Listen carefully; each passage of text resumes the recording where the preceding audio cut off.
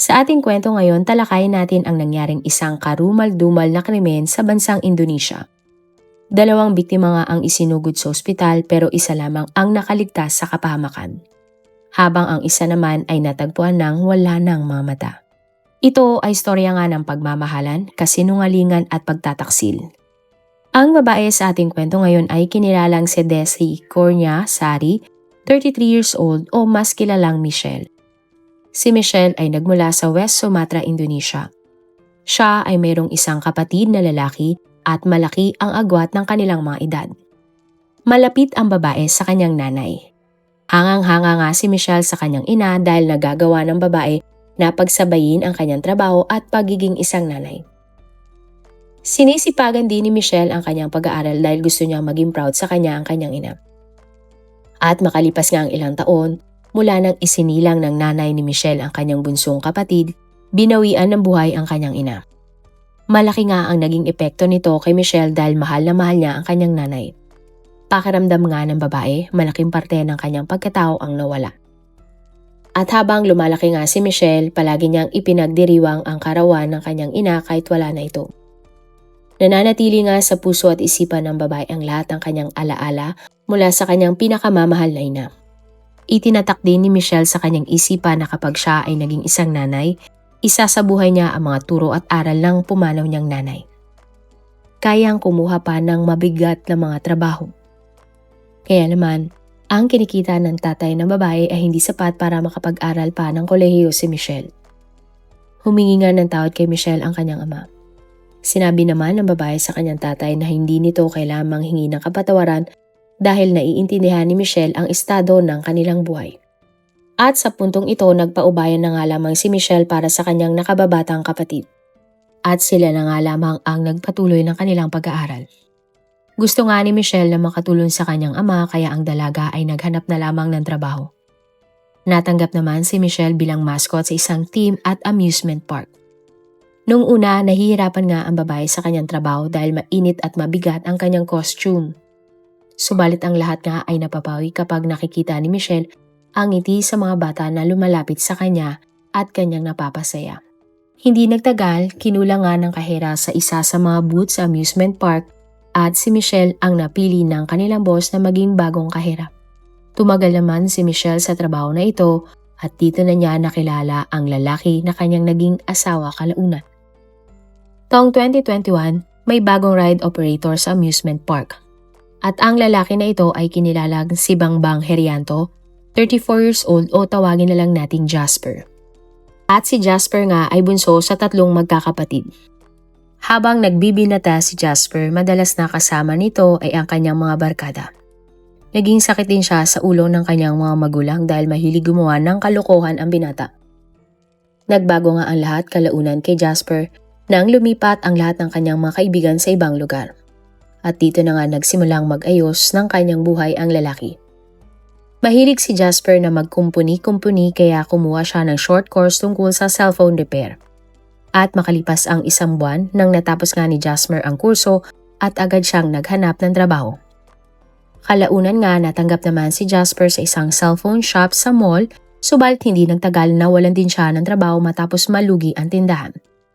At dito na nga siya napadpad sa theme park kung saan nagtatrabaho si Michelle.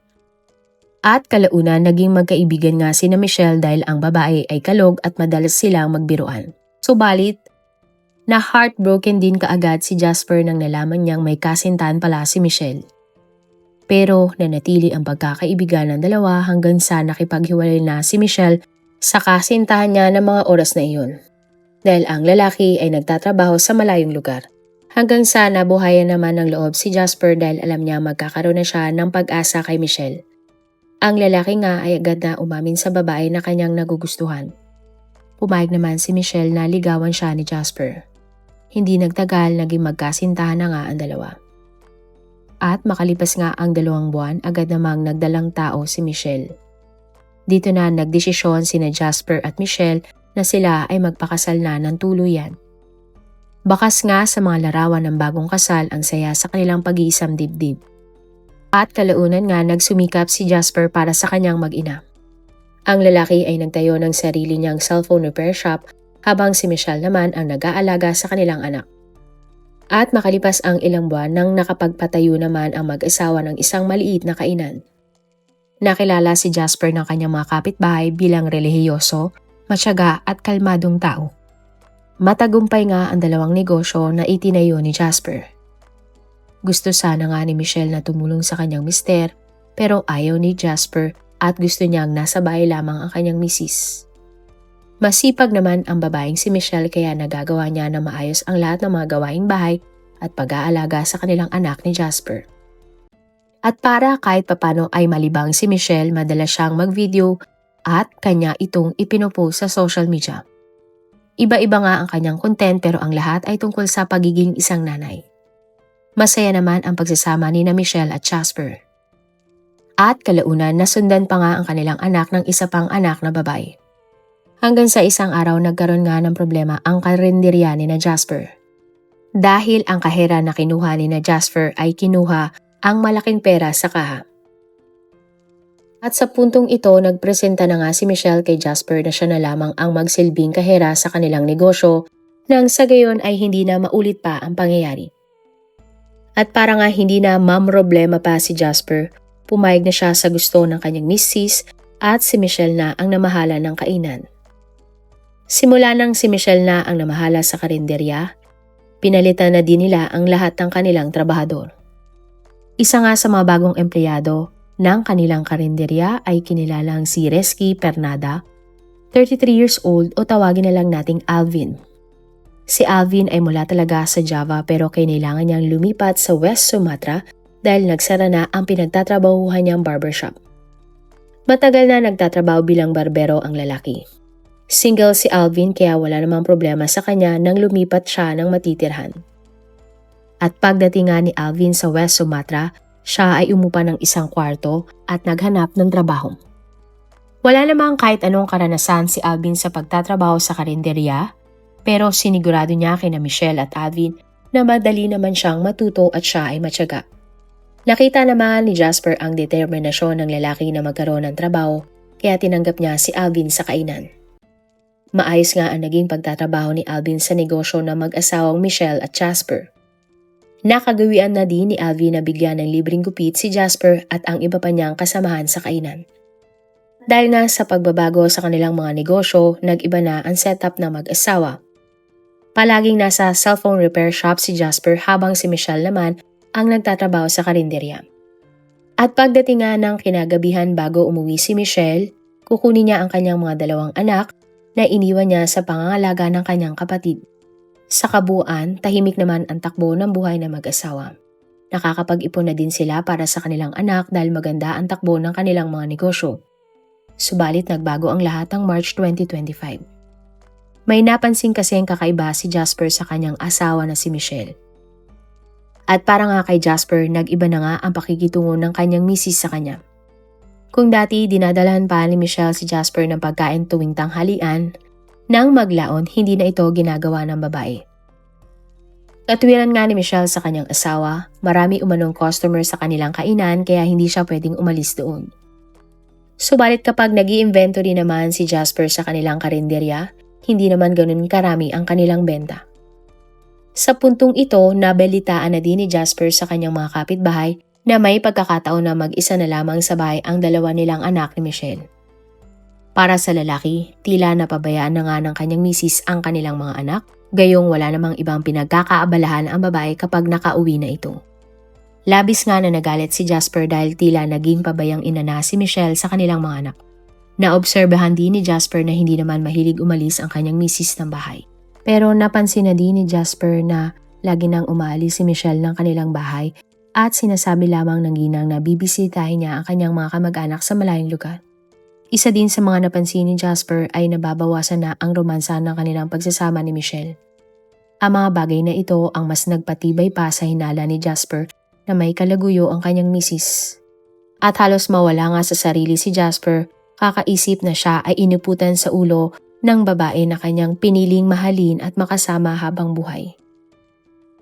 Hanggang sa nagkunwari na nga si Jasper kay Michelle at sinabi niyang meron siyang sakit para hindi siya magbukas ng cellphone repair shop. Ilang araw nga nasarado ang shop dahil ayaw magbantay ni Jasper. At pagsisinungaling niya sa kanyang misis, siya ay may sakit. Kaya naman sa bahay, ang tangi lamang inaatupag ng lalaki ay ang pag-inom ng alak. Naging desperado na din ang lalaki at sinubukan niyang gumamit ng ipinagbabawal na gamot. Habang nasa impluwensya ng iligal na gamot si Jasper, naglaro nga sa kanyang isipan na makaganti sa kanyang asawa. Para kasi sa lalaki, hindi niya hahayaan na mapunta lamang sa kalaguyo ni Michelle ang mga negosyo na kanyang pinaghirapan. Inayos nga ni Jasper ang kanyang sarili at muling binuksan ang kanyang cellphone repair shop. Isip-isip nga ni Jasper kailangan niya mag-imbestiga at makumpirma kung may katotohanan ang kanyang hinala o hindi. At para nga malaman kung sino ang kaagaw sa puso ng kanyang misis. Nang panahon na ito, napansin na ni Michelle ang pagbabago sa ugali ng kanyang asawa. Si Jasper kasi ay lagi na lamang tanong ng tanong at madalas na mag-usisa sa kanyang mga ginagawa. Bukod doon, ang konting bagay lamang na pinag-uusapan ng mag-asawa ay kanana nilang pinagtatalunan. Maging ang mga kapitbahay ni na Michelle at Jasper ay naobserbahan ang pagbabago sa dating tahimik na buhay na mag-asawa. Samantala, naguluhan naman si Michelle sa nangyari sa kanila ni Jasper. Wala siyang idea kung bakit bigla na lamang nag-iba ang kanyang mister. At sa kabila nga ng kanilang suliranin sa kanilang bahay, nanatiling positibo ang pananaw ni Michelle habang itinatago ang kanyang lihim. Subalit tulad ng ibang lihim, ang sikreto ni Michelle ay unti-unti nang nabubunyag dahil sa ginagawang pag-iimbestiga ng kanyang asawa. Si Jasper kasi ay madalas na bumisita sa karinderya, bagay na hindi naman ginagawa ng lalaki noon. Naging mahigpit na din si Jasper sa pera at gusto niyang may lista si Michelle sa lahat ng kinikitan ng kainan at ng mga expenses nito. Dito na nga napansin ng lalaki na hindi tugma ang kita ng karinderya kaysa sa mga nawawalang supplies. Dito na rin na-realize ni Jasper na unti-unti nang ninanakaw ng kanyang misis ang lahat ng kanilang perang pinagkakakitaan. At para nga kay Jasper, hindi siya papayag na mapunta sa iba ang kanyang mga negosyo at ang kanyang asawa. Lalong-lalo na ang mga bagay na kanyang pinaghirapan. Subalit wala nga magawa noon si Jasper dahil wala naman siyang ebidensya laban kay Michelle. Pero parang umaayon sa lalaki ang lahat dahil ng May 10, 2025 nang nakakuha si Jasper ng mga ebidensya ng walang kahirap-hirap.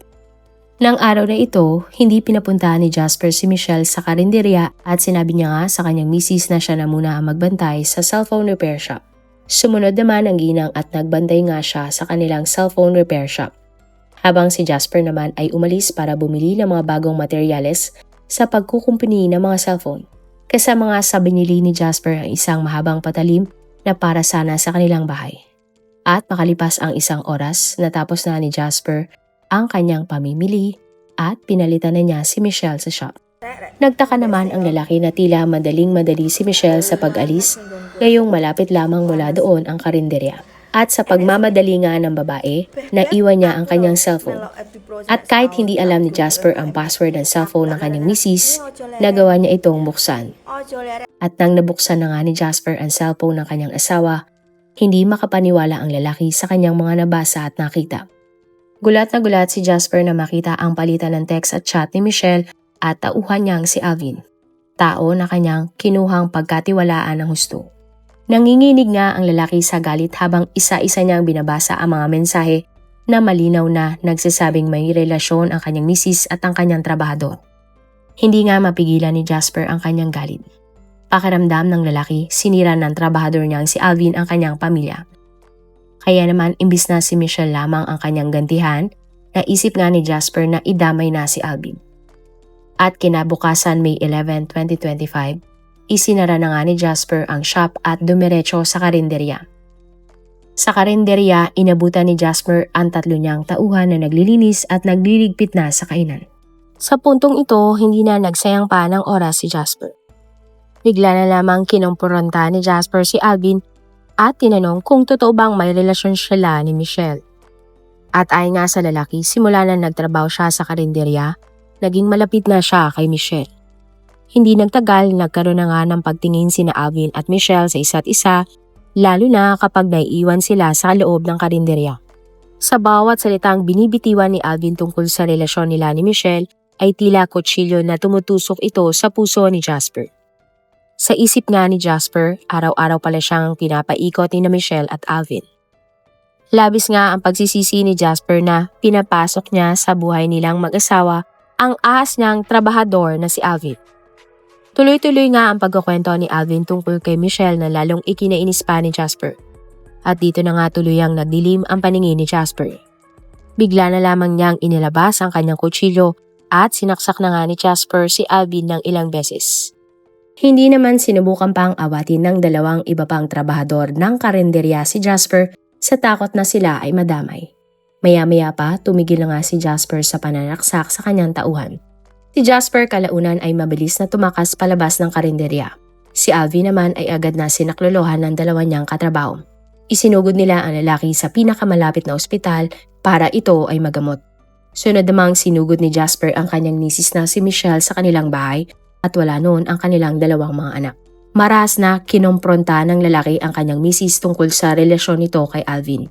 Agad namang umamin si Michelle na totoong kalaguyan niya nga si Alvin. At ayon kay Michelle, nakita niya kay Alvin ang mga bagay na hindi niya nakikita sa kanyang asawa. Naibibigay umano ni Alvin ang hinahanap ni Michelle na kaligayahan sapagkat naglalaan daw ang lalaki ng oras para sa kanya. Mas naging komplikado pa nga ang mga pangyayari nang inamin ni Michelle sa kanyang mister na palagi silang nag-check-in ni Alvin sa isang motel habang nasa shop ang kanyang mister. Sa puntong ito, muli na namang nawala sa tamang pag-iisip si Jasper at bigla na lamang sinakal ang kanyang asawa. Nanaig nga ang lakas ng suspect kahit pa subukan ni Michelle na manlaban sa kanyang mister. Matapos ngang bawian ng buhay si Michelle, kumuha pa si Jasper ng kutsara. At ang kutsara na ito ay ginamit ni Alvin para tanggalin ang paningin ng kanyang asawa. At pinaniniwalaan ang mata ng biktima ay nasa tabi ng kanyang labi nang iniwan siya ng asawa niyang si Jasper. Samantala si Jasper naman ay humingi ng tulong sa kanyang kaibigan. Bakas pa nga sa damit ng lalaki ang dugo ni Alvin. Pinatuloy naman si Jasper ng kanyang kaibigan. At umamin naman si Jasper sa kanyang kaibigan tungkol sa nagawa niyang krimen.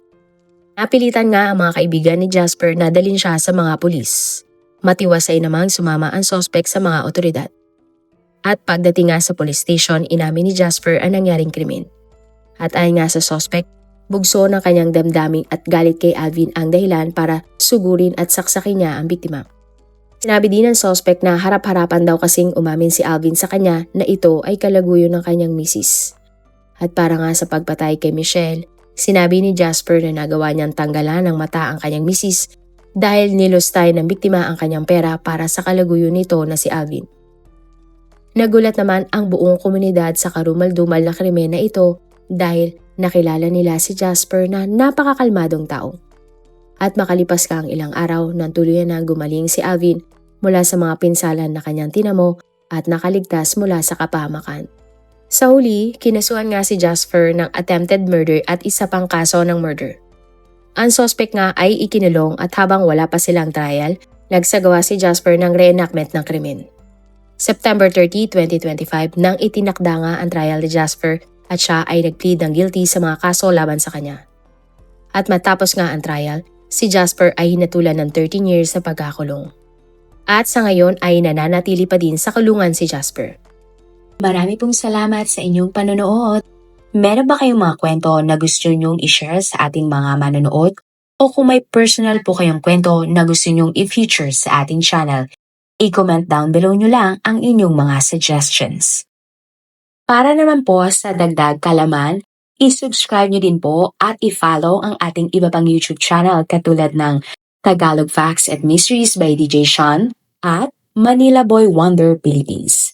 Marami pong salamat sa pagsuporta nyo sa aming mga channel. God bless everyone!